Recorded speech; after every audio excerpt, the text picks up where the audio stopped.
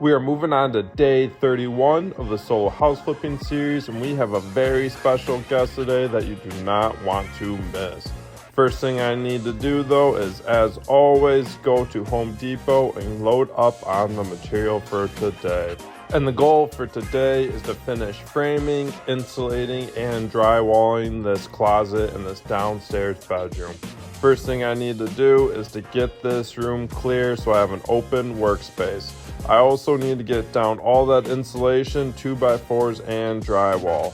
Now it's time to take on this wall. I like to use my framing square and also my laser level to help me frame this wall. The framing square will make sure that my two walls that are adjoining are 90 degrees, and I also like to use this laser level to help me mark out my top and bottom plate. Speaking of that bottom plate, I am going to use my ram set that shoots these nails to shoot this pressure treated plate down into the concrete. That way I know for a fact that it will never move. Now that I have that all set, I'm going to get that top plate set up and then start fitting in my studs. I'm going to be placing them at 16 inches on center.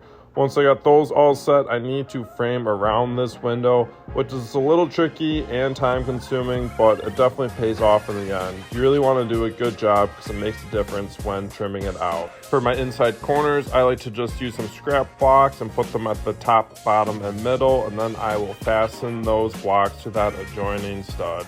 And speaking of our special guest, we have the Mud Master, the drywall assassin. This guy puts it on as smooth as butter on a warm Thanksgiving dinner roll. He's gonna be a perfectionist like frosting a wedding cake. The man, the myth, the legend, the master carpenter himself. That's right, my dad is on the job today and he is absolutely killing it. I can confidently say that I would not be house flipping if it wasn't for my dad. He was a house flipper himself, and he taught me the ropes and the ins and outs of what it meant to have a successful flip.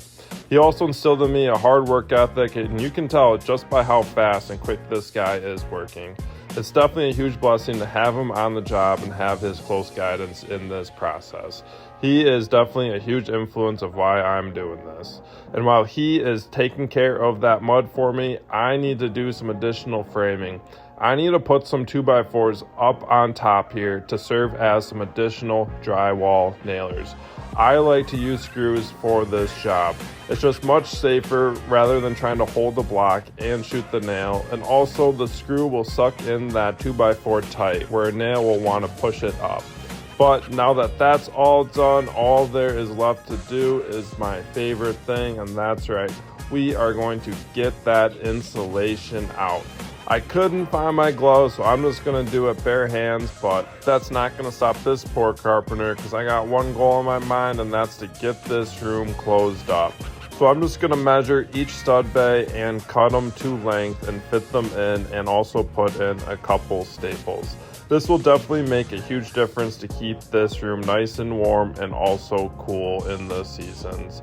Now, since I have my dad here, we are going to get some drywall up on this ceiling. Once again, it is so much easier to do this as a two-person job, especially with these big sheets. It's amazing how fast things go with two people compared to doing it all on your own. My dad took off for the day, but that's all right because this poor carpenter is used to working on his own. I'm going to fill in these last two spots in the ceiling with a couple pieces of scrap drywall because I want to be good on some material management and not have to spend more money than I need to. Now we are going to transition to those walls. Once again, I am going to be putting them vertical. That's just the way I like to do it. I'm going to be using my flat bar to push that as tight as possible to the ceiling to have a nice and tight seam. This just makes a huge difference when you go to tape and mud and finish that drywall.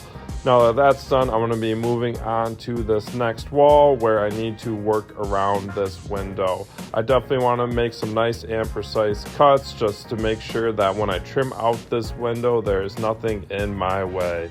When I am cutting my sheets, I like to use this blue drywall T-square. It's really useful to cut that nice and straight. And I'm also going to mark my stud locations and use my chalk box to chalk a nice straight line.